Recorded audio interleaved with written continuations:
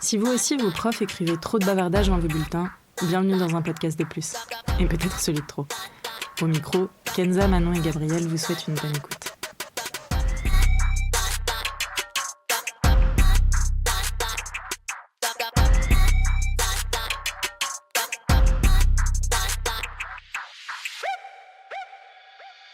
Bonjour à tous et à toutes. Donc pour ceux et celles qui ont suivi, la semaine dernière, on avait Sylvain avec nous pour une première partie sur la sexualité numéro 2. Et donc comme l'épisode était vraiment très très long, à savoir il faisait à peu près 2 heures d'enregistrement, j'ai pris l'initiative avec l'accord de mes chers collègues et copines et amis Manon et Gabriel. Ah oui pardon, c'est Kenza du montage qui vous parle. Donc bref, on a pris l'initiative de couper cet épisode en 2 parties, étant donné qu'il était très long et qu'on s'est dit ce serait peut-être plus agréable d'en faire 2 parties. Donc voici la seconde partie. J'espère qu'elle vous plaira. Et puis, à tout de suite pour la suite de l'épisode. Allez, bisous. J'ai une question. Vas-y. Nickel.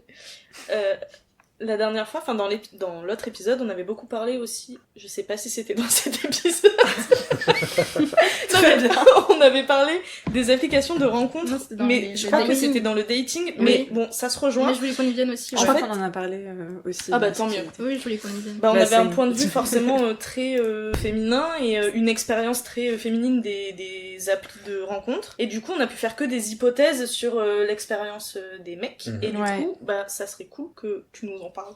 Donc... d'être un mec sur les applis. Parce que, tu vois, nous, on parlait du fait que pour une meuf, c'est très facile d'avoir des dates ou même d'avoir des matchs, franchement, il n'y a pas beaucoup d'efforts à faire, même en termes de profil à créer, tu mets pas de bio, tout le monde s'en fout. Oui, J'ai l'impression que pour les mecs, l'effort à fournir n'est pas le même et les résultats ne sont pas les mêmes. Et j'ai appris que vous avez un nombre de swipes limité. Pas vous? Ah non. Bon Non.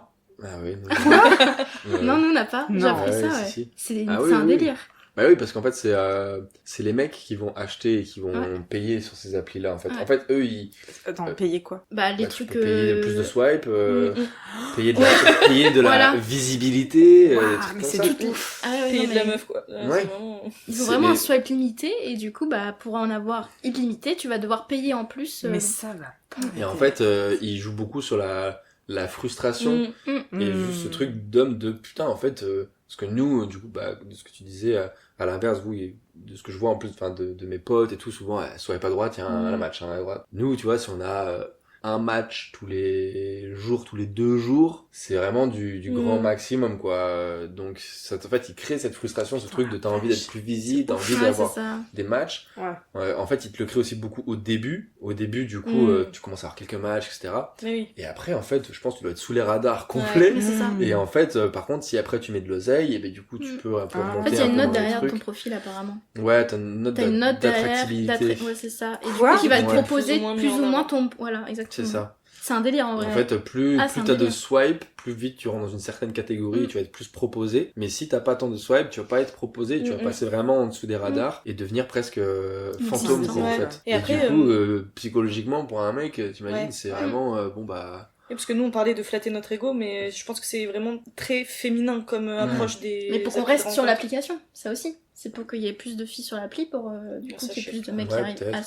après c'est aussi surtout les mecs, tu vois, les mecs qui sont beaucoup moins... Parce qu'en fait justement, plus tu crées cette frustration de putain j'ai pas de match, plus aussi les mecs, ils voient leur exigence, ou en tout cas, choses qu'ils cherchaient des filles beaucoup moindres, quoi, tu vois. Et du coup, en fait, ils s'ouvrent à beaucoup plus, et donc en fait... Ça dérègle complètement l'objectif. C'est ça. Et après aussi, je crois que la proportion de mecs et de meufs est pas du tout la même. C'est ça. Mais ouais, c'est tout ce que ça crée chez les hommes. Et en vrai, c'est un peu un truc... Mais j'avais vu aussi que chaque appli avait un peu ses spécificités. Genre, j'ai appris il y a pas longtemps que Fruits, par exemple, avec leur système de fruits, petits symboles là, qui disent ce que tu cherches, nous, en tant que meufs, on voit les fruits choisis par les mecs, mais apparemment les mecs ne voient pas. Non, les mecs ils voient pas. Ah ouais? Les mecs ne voient pas ce que les meufs, il faut d'abord... T'as un point d'interrogation et t'as le droit, c'est pareil, alors je sais plus comment ça marche parce que j'ai pas trop aimé cette appli là. C'est quand tu matches que t'as le fruit qui apparaît, non? Je sais pas. Non, même pas. Il faut appuyer sur le point d'interrogation et je crois que tu peux avoir par semaine 3 vérifications. Et il faut que tu payes pour avoir et après il faut que tu payes pour avoir plus de vérifications et voir les fruits des autres. C'est des cracks. Est-ce que c'est un système pour... En fait, je vois pas l'intérêt de faire ça. Est-ce que c'est pour... c'est pour te dire, est-ce que la personne elle a le même centre d'intérêt que moi, est-ce que j'ai envie de perdre mon temps ou pas à discuter ou pas avec elle et tout, tu vois. C'est ce truc d'aller, le mec, aller, tu vois, chercher ton fruit ou chercher le truc, et après mettre de l'oseille. C'est les mecs, je pense que... Ouais, mais du coup, tu mets pas de l'oseille, juste vous tu souhaites pour vous tout avez le monde. aucune option payante sur les applis de rencontre? Alors, si on peut payer, mais je veux dire, on a littéralement pas besoin. Ah bah oui. Ouais, non, clairement. Vraiment pas. Je savais même pas qu'on pouvait payer. Bah, si, ça te propose. Donc, c'est toi la plus au fait. Donc, ouais. Mais c'est ça sur toutes les applis. Hein. C'est ouf. Pareil pour Hinge aussi, t'as un nombre de likes. Bumble, pareil, en fait. Après, on va pas se plaindre, nous femmes, d'avoir un truc positif de notre côté, tu vois, mais c'est vrai que c'est hyper le décalage.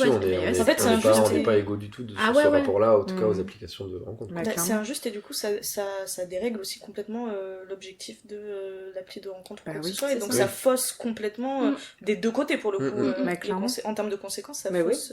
Ouais, et puis pour des mecs aussi, ça peut être dur, quoi, aussi, psychologiquement et tout, à vivre, de se dire, bon, en fait, j'intéresse personne, ou je suis truc... Parce que c'est quand même quelque chose qui est vachement basé sur l'apparence, sur le... Ah bah c'est une vitrine... C'est ça, c'est très, très superficiel, les applis de rencontre en soi, sur la première impression. Et donc, ce que ça te renvoie à toi en tant qu'homme, tu peux vite être en mode, bon bah...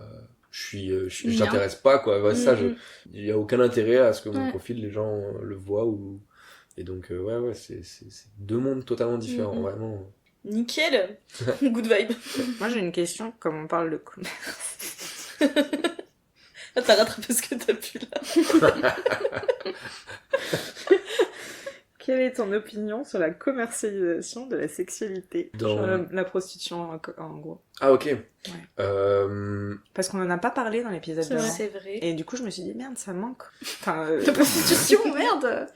Enfin, c'est intéressant. Je pense que c'est... Il y a, comme pour tout, en fait, deux poids, deux mesures, en fait. Parce qu'il y a deux prostitutions en soi. Tu vas avoir la prostitution de personnes qui vont être exploitées là-dedans. Ouais. Qui, ça, est vraiment abominable et qui est, genre, écœurant. Après, t'as des personnes où c'est un choix, où c'est une envie. En vrai, ça, je peux que le respecter.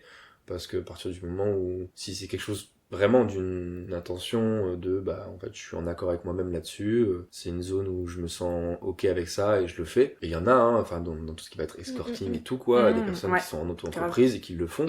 Et que c'est complètement ok. Moi, je peux que respecter, quoi. Après, moi, c'est pas quelque chose qui m'attire dans le sens où, moi, c'est jamais quelque chose que j'ai consommé ou quoi. Mais, tant que les personnes qui le font ne se mettent pas en danger ou le font pas pour les mauvaises raisons.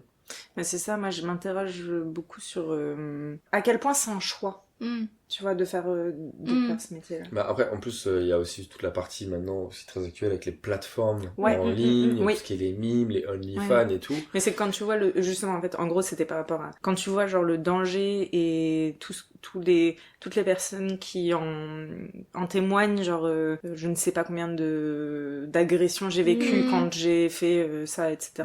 Genre à quel point tu peux te dire genre c'est un choix, enfin à quel point c'est un choix de le faire vraiment. Est-ce que c'est parce que, enfin bon, bref, ça part peut-être un peu trop loin. Non mais ça, je pense c'est plus à la prostitution vraiment physique, on va dire, où là vraiment du coup t'as des clients, t'as de la clientèle, et je pense que ce rapport-là il doit être très différent, même si je pense qu'elle maîtrise quand même les gens qu'elle choisit de voir, enfin dans le sens où je connaissais une fille en tout cas qui en faisait, et elle disait voilà, moi j'échange beaucoup avant. Il me faut tant de photos, il faut que je vois le rapport avec la personne, etc. Elle passe par en ligne, du coup, pour... Exactement, t'as des plateformes, des trucs, etc. Alors, oui, peut-être qu'il y en a qui sont juste en dèche de thunes et qui viennent à ces choses-là, et là, c'est plus tellement pour les bonnes raisons. Là, c'est plus de l'ordre du choix. Voilà, là, on est déjà plus dans l'ordre du choix. C'est dans la nécessité. Là, voilà, c'est de la nécessité, et donc là, c'est plus dérangeant et problématique.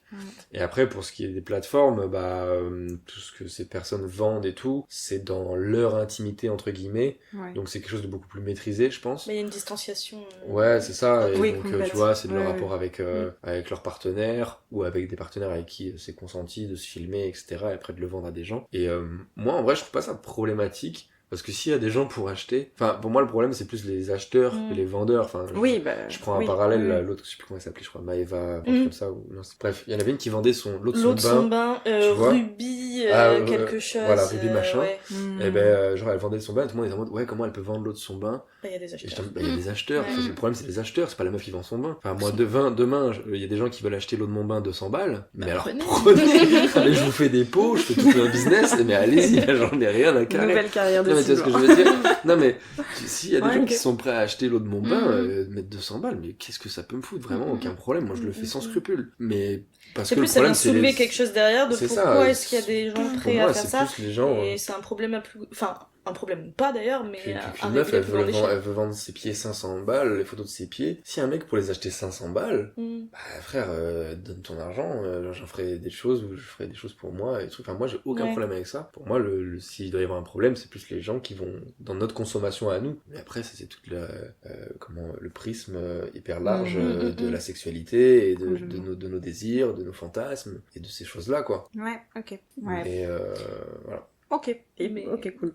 Enfin, complexe comme sujet, mais ça mériterait d'autres recherches. En fait, ça mériterait peut-être même quelqu'un d'en parler, en fait. Mais c'est ça, dedans, et d'en parler. Ouais, j'étais en train de penser aussi. Est-ce que je connais un ou une TDS?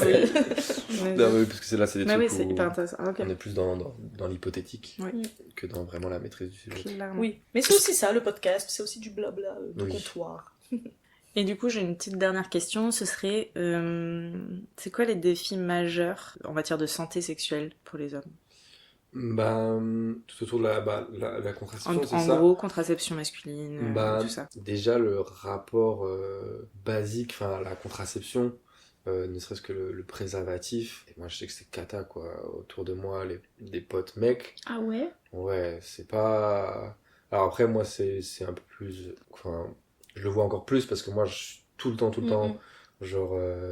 Non, mais protéger, c'est très bizarre, c'est pas... Non, mais j'ai tout le temps des choses, parce que même, enfin... Tu vois, je sors avec et tout, on sait jamais, au moins, genre, pour moi, c'est quelque chose qui est très, très à prendre au sérieux. Et ouais, j'ai pas mal de potes, gars, qui sont en mode,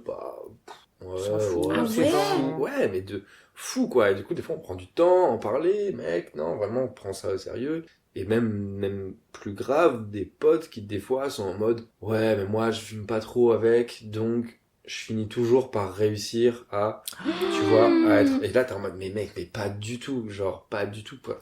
C'est genre, c'est pas quelque chose de négociable pour ton plaisir, ton confort ou quoi. Et donc... Le fait de faire voir et finalement de l'enlever, c'est ça que tu veux dire? Non, pas de faire voir et d'enlever, mais de réussir à psychologiquement... Tu vois, manipuler le truc en mode ouais mais moi je ressens moins de trucs ou j'arrive pas à bander si j'ai ça. Oui, les excuses. Tu vois, des trucs. Et même des filles qui m'ont déjà dit ouais c'est chiant parce que des fois en vrai la question y a besoin de négocier ou quoi. Enfin pour. Alors que ça devrait être non négociable. Ça devrait être non négociable. Tu connais pas la personne, tu sais pas s'il est sur ses tests, c'est pas son même. Enfin le préservatif c'est quelque chose qui est trop en fait pas sous-estimé mais qui est trop sous les radars, négligé. Et ça aussi, ça vient des cours d'éducation qu'on a à l'école. À un moment, je crois que j'avais vu un truc en mode on devrait en avoir entre 8 et 10 tout au cours de notre scolarité. 3 par... peut-être pas par an. J'ai perdu un truc. Mais 3 par cycle. Genre en gros, au moins 1 par année d'école. Ouais, c'est ça. Je sais plus, mais ouais, en gros, ça finit à 8 ou 10 un truc, mais on est d'accord qu'on en a eu 2... Grand max. 3 grands max. Un collège, un lycée, non mais c'est ça. Ouais, pareil. Et c'est pris le truc, c'est... Moi je l'ai fait avec mes CM2. Très bien, maîtresse Kenza. Merci. Non mais dans mes souvenirs, c'est quelque chose qui est hyper tourné, un peu en mode oulala, allez on vous montre comment on met une capote sur une banane. Et point quoi. Ouais. On te parle pas de tout ça, Enfin, c'est quelque chose qui devrait revenir régulièrement, sensibiliser en plus maintenant où... Et mettre à jour. Et mettre à jour, et puis surtout aussi les ados, ils ont accès à la sexualité de plus en plus jeune. Aujourd'hui, ils le font vers 13, 14 ans, c'est quelque chose de normal. Moi, à mon époque, tu faisais ça à 16, 17 ans, c'était déjà... voilà quoi, début lycée tu l'avais fait, bon c'était un peu... Mais maintenant, je pense que collège c'est normal quoi. Donc même plus jeune, faut amener ça, et pas hésiter à être... sans tabou et cru quoi. J'ai l'impression qu'aussi quand ils t'en parlent c'est un peu trop des pincettes de oulala faut que ça soit ludique et tout. Mais non, en fait c'est que comme t'as des parents derrière, t'as, je pense que l'éducation nationale veut pas trop non plus se mouiller dedans, de avoir des plaintes des parents de ouais vous apprenez. Bah et puis on l'a vu c'est la galère d'ailleurs en ce voilà moment. c'est ça. Hein.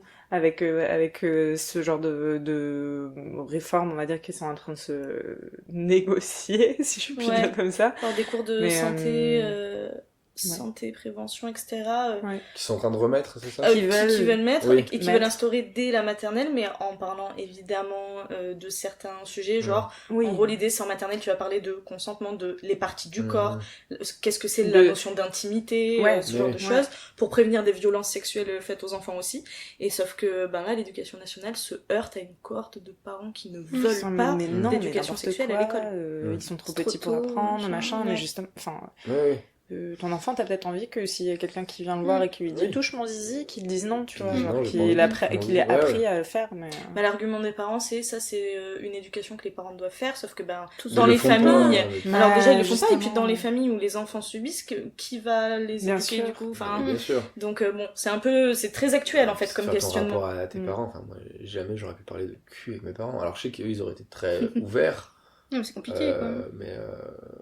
Ah oui, t'as aussi la pudeur qui joue de ouf. Même pour toi, quand tu construis et tout, la gêne.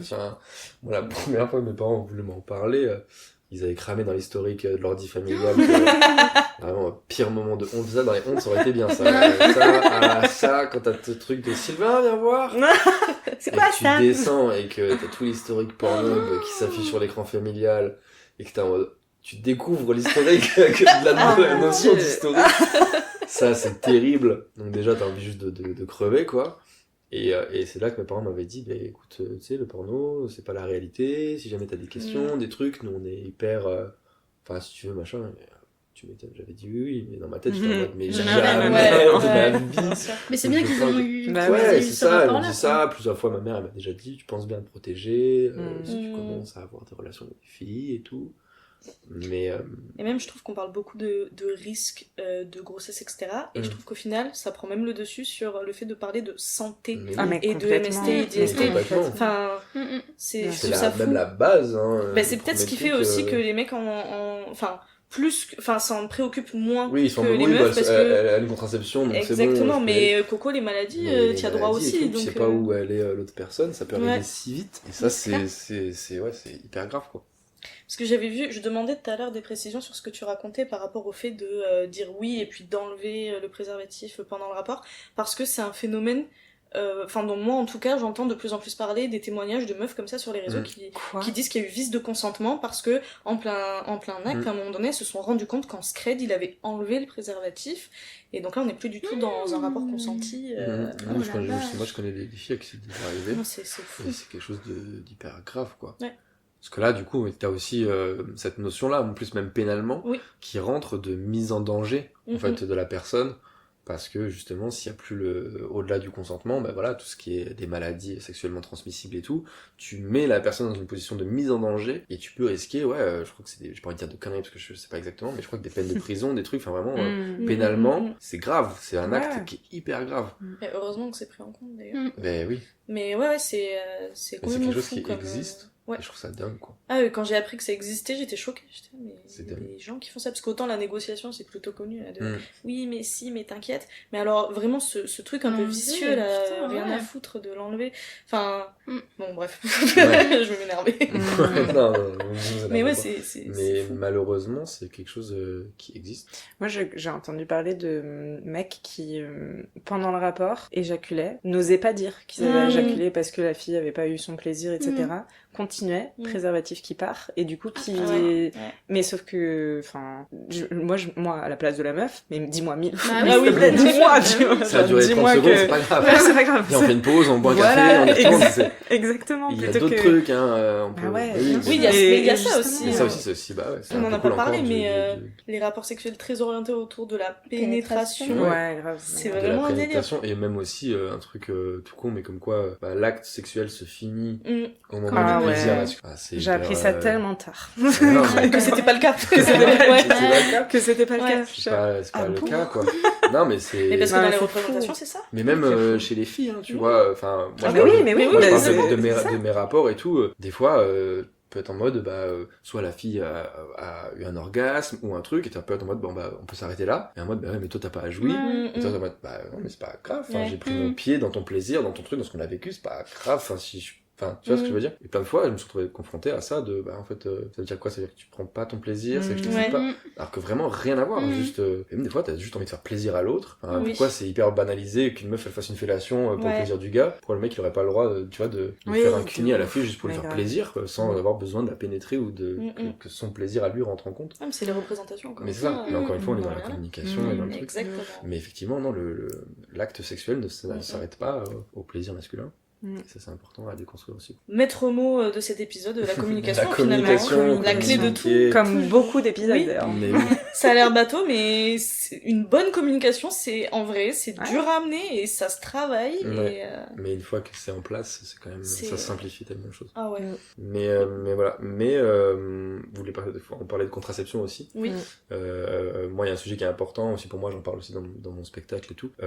Moi, d'avoir vu mes copines avoir des contraceptions, donc soit pilule, implant, stérilet, et souvent avoir des effets secondaires et des problèmes. Moi, dans ma construction en tant que d'homme, ça m'affectait parce que je me disais merde, comment on peut trouver des solutions et tout, tu vois, de les voir avec des pertes de libido, des poussées d'acné, des prises de poids, des trucs qui je me disais, putain, il y a tout ce monde sur elle, c'est moi, en tout cas, personnellement, ça m'affectait beaucoup. Et du coup, on a cherché avec une de mes copines un peu des choses qui existaient et tout. Et c'est là qu'on a découvert, en tout cas, contraception dite thermique, qui est un peu, du coup, le futur du slip chauffant, du slip toulousain, exactement. Parce que, en gros, pour parler un peu plus de manière plus scientifique, les testicules, elles sont à l'extérieur du corps, donc c'est pas pour rien, c'est pour être à une température de 34 degrés, là où, en fait, la production de spermatozoïdes est possible. Et la contraception dite thermique ou le slip chauffant et tout, c'est venir positionner les testicules contre le corps, donc en position haute, qui est une position qui est naturelle, qui est pas infaisable. Et en fait, là, elles vont être contre le corps, elles vont être à une température de 37 degrés. Et à cette température-là, en fait, la production de spermatozoïdes, elle s'arrête. Et donc, en gros, la contraception thermique, donc c'est un anneau qu'on met, donc c'est une société qui s'appelle Androswitch qui a fait ça. Et en gros, tu mets ton anneau, tu poses tes testicules en position haute. C'est un peu particulier au début, mais très rapidement, en fait, ça va. Et en fait, il faut le porter 10 heures par jour. Ouais, putain. Pardon. Ouais. Non, mais... oui, c'est quand même... Oui, c'est soit toute la nuit, ou voilà, après, tu essaies de pas jouer non plus avec 10 heures. Faut que tu te dises, ok, alors attends, mon rapport sexuel, potentiellement, il sera vers... Non, parce qu'il faut, en fait, c'est non, que ce soit permanent. C'est comme la pilule que tu prends tous les soirs. C'est comme une pilule. C'est quelque chose que tu dois porter 10 heures par jour, tous les jours, c'est pas avant l'acte. Et en fait, au bout d'un mois, tu fais ce qu'on appelle un spermogramme, où en gros on regarde et on vous dit c'est bon, il n'y a plus de spermatozoïdes, tout, et donc là tu peux y aller sans moyen, sans préservatif, sans rien. Combien de temps?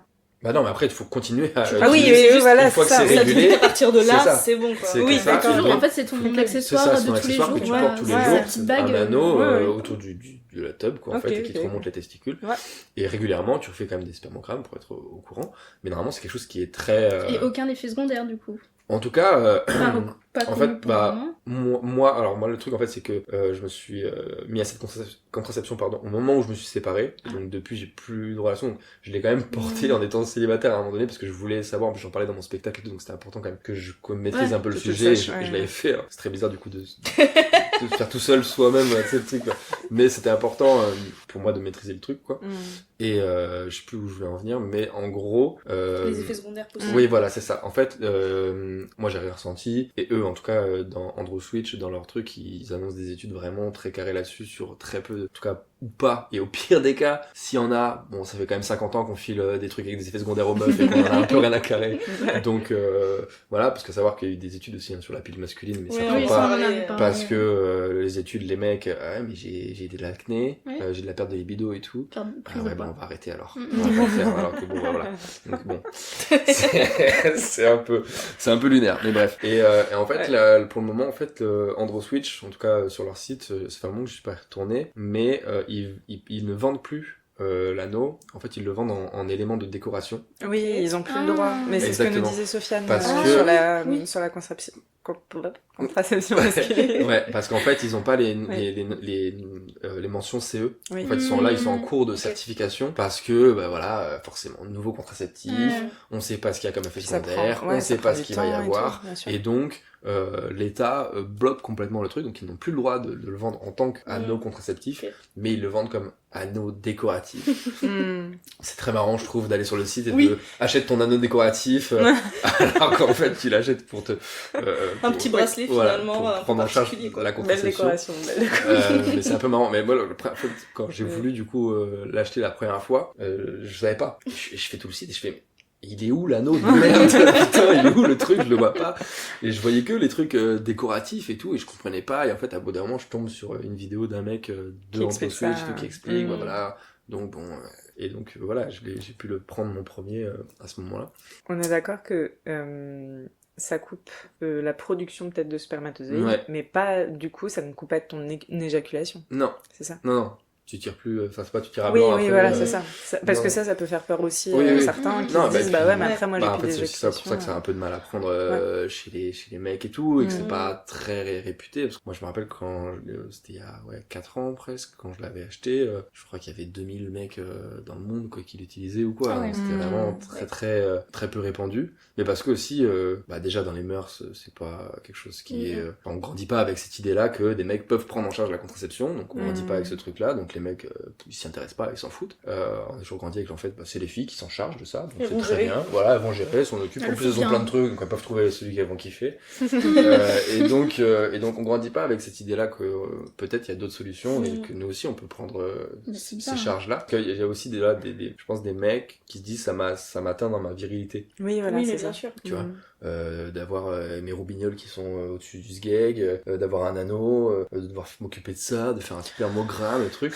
Tu vois, il y a des mecs trop d'implications déjà, trop d'étapes. Oh là là. Tu vois, donc c'est un truc, c'est vrai que ça a du mal à prendre, mais c'est cool, et du coup ça fait aussi un peu un pont avec l'épisode où je parle de ma profession. Du coup moi j'en parle dans mon spectacle, et c'est grave cool parce que très souvent j'ai des mecs qui viennent me voir et qui me disent putain mais j'en avais entendu parler, vas-y je vais me renseigner. Ou des fois aussi des couples qui sont en mode en fait ça fait un moment que nous on cherchait des solutions, on savait pas, et donc on va se renseigner, on y va, et en fait c'est cool quoi, parce que justement dans la notion de l'art et de défendre des trucs, c'est un truc moi qui était important pour moi, et j'en parle avec humour pour rigoler, etc. Mais si en même temps on peut mettre ça sur la table, amener des modes de pensée, c'est trop cool. Et vraiment moi ça me fait aussi plaisir que des gens qui viennent me dire en disant tu m'as fait trop fait rire, des gens qui me disent putain je me suis marré, et en plus de ça là t'amènes quelque chose, tu vois, dans mon quotidien ou dans mon rapport, et c'est quelque chose qui est hyper cool, parce que c'est vrai que la contraception c'est quand même un sujet important, et quand je vois quand même tous les impacts que ça a sur la vie des femmes, si on peut essayer de trouver aussi d'autres modes de fonctionnement qui en plus en tout cas marchent. Et je sais que du coup ils font Andro Switch, ils cherchent des gens qui ont utilisé le contraceptif pendant plusieurs années pour avoir leur retour d'expérience, des effets secondaires et tout, pour justement solidifier leur certification et avoir cette mention CE qui va permettre aussi de pouvoir passer un cap. C'est une mention aussi qui coûte cher, je crois que dans les trucs pour certifier c'est un peu relou, donc bref, c'est contrainte, mais en tout cas ça évolue dans le bon sens, mais c'est quelque chose qui, j'espère, dans les prochaines années sera aussi commun que la pilule féminine ou stérilée. Mais voilà, c'est cette notion de... c'est marrant parce que il y a un truc aussi, j'avais vu une étude qui disait comment des hommes et des femmes veulent avoir un enfant, fallait pas hésiter à dormir nu, parce que justement ça refroidit tes exactement en fait le fait d'avoir des boxers, ou des fois il y a des trucs qui disaient vous allez pas avoir d'enfant, peut-être essayez de dormir à poil plus qu'avec vos boxers là qui vous serrent les boubignoles. Exactement, mettez-vous un truc, vous aérez un peu tout ça, et des gens ça a débloqué des trucs. Donc c'est marrant un peu cette notion de des testicules, de comment ça vit une testicule. Cette phrase n'a aucun sens, mais vous voyez où je veux en venir. Et c'est grave intéressant quoi, comment est fait le corps humain. De fou. Moi je suis grave en train de penser à un pote qui, je sais, ne met jamais de caleçon, et je suis en mode il doit être hyper fertile. Lui. Sa petite copine surtout. Il doit avoir des spermatozoïdes de compète quoi. Si je peux éviter de penser à ça, c'est cool. De toute façon, c'est qu'il nous écoute en vrai, donc lui il va se reconnaître. Oui. On t'embrasse. Coucou Je pense mon pote. Mais voilà, donc ça existe, n'hésitez pas à vous renseigner. Andro Switch sur leur site internet, etc. C'est une mode décoratif du coup, pas... C'est ça. Achetez votre petit élément de déco. Et décorez votre intérieur. Votre sgeg. Sur le sapin de Noël. Donc voilà, des choses qui évoluent, en tout cas qui sont intéressantes, parce que si la charge contraceptive peut aussi changer de camp. Bah en fait, juste avoir le choix. Non mais Ouais. juste avoir le choix. Oui, c'est ça. Ouais, Oui, c'est ça. Grave. Ouais, bah... Ouf, super. Merci beaucoup, hein. Franchement, c'était hyper intéressant. On a soulevé plein de sujets. Avec plaisir. En tout cas, ouais. merci d'être venu, c'était trop Avec cool. plaisir, Ouais. c'est trop intéressant. Merci Je trouve ça aussi cool que votre format, du coup, on vient aussi en discuter avec un peu le prisme aussi masculin. Pour Bah ouais, de grave. rebondir un peu sur des choses Rebondir, déjà c'est ça, dites. et comprendre certains trucs, trop intéressant. Donc c'était cool de parler de tout ça. Eh ben, très contente que ça t'ait plu. Est-ce que peut-être tu veux donner tes réseaux, si les gens veulent aller voir ce que tu fais, venir te voir en spectacle par exemple? Exactement, c'est Sylvain Gauthier sur tous les réseaux, Gauthier sans H, Gautier, sur Instagram, sur les plateformes. Eh ben Les nickel. plateformes, après on en parlait de cul, ça fait très les plateformes, sur les plateformes mimes et tout, mais non, sur Instagram, etc. En comédie club à Bordeaux, en spectacle, un peu partout, c'est cool. C'est quoi le comédie club où t'es...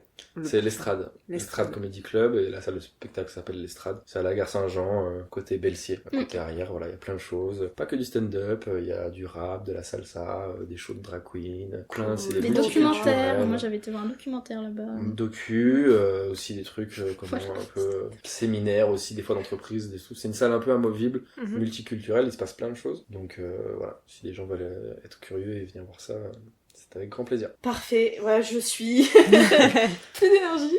Nous, on se retrouve vendredi prochain pour un nouvel épisode, en espérant que celui-ci vous ait plu. En attendant, vous pouvez toujours nous envoyer un message à notre adresse email qui est unpodcastdeplus@gmail.com. On espère que vous avez bien apprécié ce long épisode. on se retrouve la semaine prochaine. En attendant, portez-vous bien et Bisous.